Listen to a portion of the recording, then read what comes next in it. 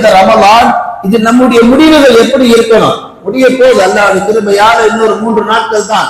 நாம என்ன நத்திஜால இருக்கிறோம்? இப்போ அடுத்த ரமலானுக்கு பின்னாடி தொழ போறோமா, இல்ல தொடர்ந்து இதே போல அமல் செய்ய போறோமா, இல்ல ரமலானுக்கு மட்டுமே ஒரு வாசனையை தடவி கொண்டு ஒரு முஸ்லிம் என்ற போர்வைக்குள் வருடா வருடம் மட்டும் வந்துவிட்டு மீதி எல்லா மாதமும் தன்னையும் ரப்பையும் ஏமாற்றி வாழ போகிறோமா என்ற கேள்வி எல்லாம் முடியக்கூடிய தருணத்தில் நாம் யோசிப்பது ஆக சிறந்ததாக இருக்கும் என்பதாக அல்லாஹ் குர்ஆனில் பேசுகிறார்.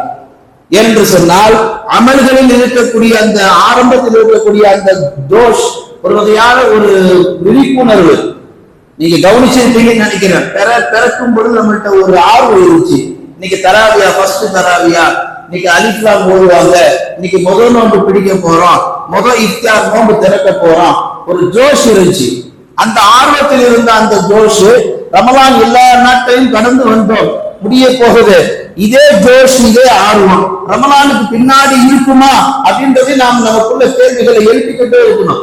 அப்படி கேள்விகளை நாம் கேட்கதான் அல்லாஹ் என்ன சொல்ல வருகிறான், முடிவில உன்னிடத்துல எந்த ஆர்வம் இருக்கிறதோ அந்த ஆர்வம் தான் உன்னுடைய கலைக்கு நத்திஜா என்பதாக அல்லாஹ் குறிப்பிடுகிறான். ஹைருன் நத்திஜா, நல்ல முடிவு ஒரு மனுஷனுக்கு இருக்கணுங்க. ரமலான்ல மட்டும் ஒரு ஹைருன் நத்திஜாவா இருந்துடக்கூடாது.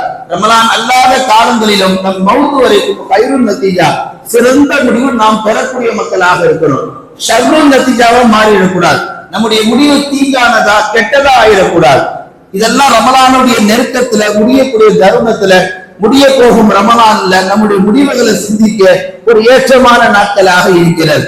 பெருமானார் ஸல்லல்லாஹு அலைஹி வஸல்லம் ஹதீஸ்ல சொல்லி காட்டுவார்கள், ஒரு காலம் வரும், யஅதி அலன்னாசி ஸமானுன், மனிதர்கள் ஒரு காலத்திலே வருவார்கள், அஸ்ஸாபிரி ஃபீஹிம் அலா தீனிஹி அல்காபில் அல் ஜம்ரி, அதாவது இந்த தீனுடைய மார்க்கத்துல நிலைத்திருப்பது என்பது ஒரு காலத்தில் இந்த மக்களுக்கு எப்படி இருக்கும்னா, நெருப்பு தந்தை கையில பிடித்திருப்பது போன்று கடினமானதாக இருக்கும்.